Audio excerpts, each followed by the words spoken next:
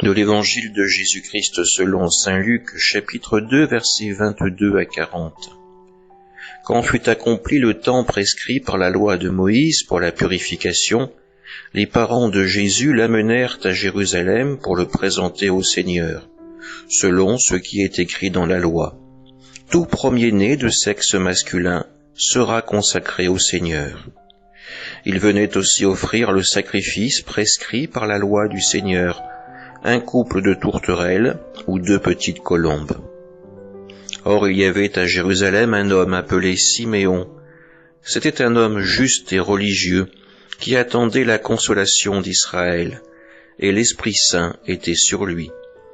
Il avait reçu de l'Esprit Saint l'annonce qu'il ne verrait pas la mort avant d'avoir vu le Christ, le Messie du Seigneur.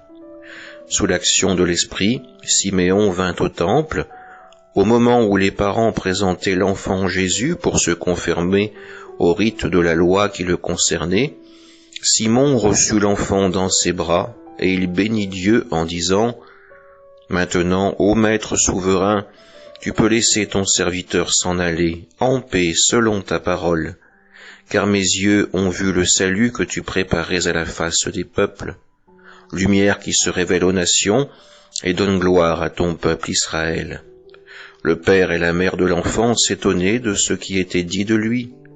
Siméon les bénit, puis il dit à Marie, sa mère, « Voici que cet enfant provoquera la chute et le relèvement de beaucoup en Israël.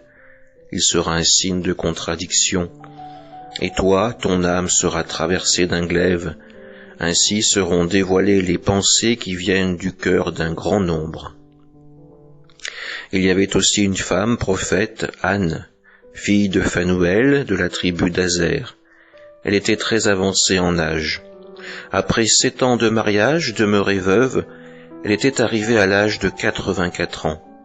Elle ne s'éloignait pas du temple, servant Dieu jour et nuit dans le jeûne et la prière. Survenant à cette heure même, elle proclamait les louanges de Dieu et parlait de l'enfant à tous ceux qui attendaient la délivrance de Jérusalem. Lorsqu'ils eurent achevé tout ce que prescrivait la loi du Seigneur, ils retournèrent en Galilée dans leur ville de Nazareth.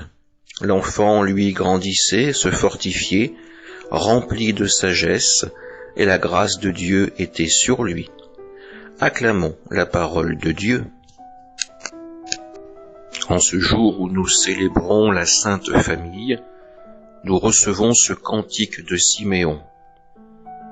Dans ces paroles, il contient ces mots. « Voici que cet enfant provoquera la chute et le relèvement de beaucoup en Israël, et sera un signe de contradiction. » Ces paroles sont toujours d'actualité plus de 2000 ans après. Être chrétien, c'est porter la contradiction dans le monde d'aujourd'hui. C'est se battre pour préserver la vie, pour préserver la dignité de l'être humain qui est enfant de Dieu. Oui, à la suite de Marie et de Joseph, nous nous tenons aux côtés du Christ pour que la lumière de Dieu vienne mettre en évidence le péché du monde et nous donne la force de le rejeter au loin. Suivre Jésus, c'est parfois être signe de contradiction dans sa propre famille, dans son entourage proche, dans son lieu de travail. Être à la suite du Christ, c'est s'exposer aussi à la haine des hommes ou alors à l'incompréhension. Mais suivre le Christ, c'est surtout recevoir l'amour de Dieu et la force donnée par l'Esprit Saint d'en être de véritables témoins dans le monde. Être chrétien, ce n'est pas simplement se dire chrétien, c'est vivre en chrétien, s'appuyer sur l'Évangile et sur l'amour de Dieu. Amen.